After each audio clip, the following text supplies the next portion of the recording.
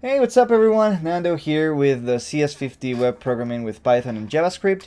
And in this case, we're going to review the project 1 from the Django week. So we have the specification on the right side of the screen and we have the actual project on the left side of the screen. So let's work out through each and every point of the specification. So the first one is related to how each entry is displayed. As we can see here, we do have the proper path, which is wiki slash the entry title, and we can see that it's gathering the information indeed using the util function.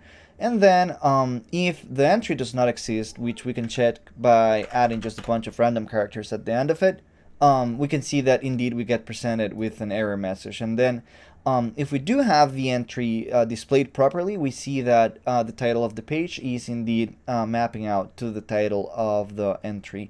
Then the next part, it's related to the index page, so we can go and click on the home button and we can see that all of the listed pages are not only the names of the pages, but they are actually links to each of them. So I can click on any of these and indeed it's going to take me to the right entry. So the next part of the specification is related to the search field. We can see that if we have an exact match, so for example, let's say that I'm searching for Git, it's indeed taking me to the Git page, and it's also case insensitive, so I can search it on uppercase, I can search it on lowercase, and it's still taking me to the right one. We can search for CSS with mixed case, and we can see that indeed it still lands us at the CSS entry. Now, if we do have a partial match, so for example, let's say that I search for CS, we can see that I get back a list of all the entries that have that substring on them.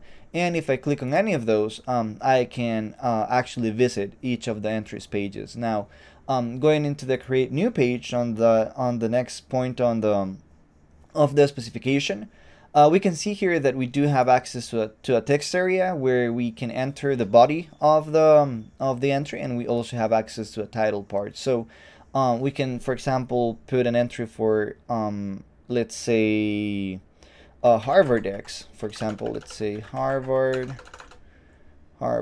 X. There we go. Then we can have a title here in Markdown. So Harvard X. Then here we can have something like this is the institution in charge of teaching CS50. Then once we have the body populated, we actually have the save now button or save new page. In this case, I labeled it as save entry.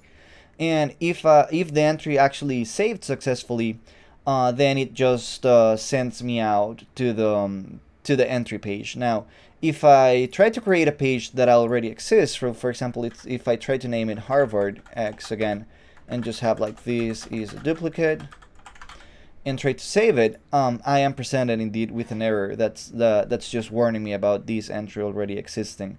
Then the next page is about editing. So let's go to the home page, and for example, let's say that I forgot the last period on the CS50X entry, so I can go ahead and click on edit, then put the small grammar correction that I wanted to do, and then I hit on save, and indeed I get redirected back to the entry with the edits I made put into place. And if I go to edit again, we can see that indeed all the form is pre-populated with the fields that I wanted to edit, right?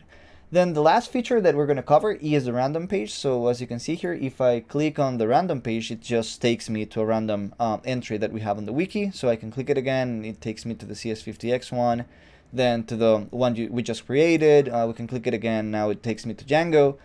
From here, I can actually just visit the hyperlinks that we have here. Then if I go back, for example, to the Django one, I can, for example, click on the HTML one, and indeed it takes me to the HTML entry. And also all these displayment, if that makes sense, or the display of the entries is actually taking the markdown files and then just converting it to the proper HTML equivalent, so it can actually be rendered within the website properly. So that's pretty much it for the video. I hope that you guys enjoyed it. Thanks for jumping in, and see you guys on the next one.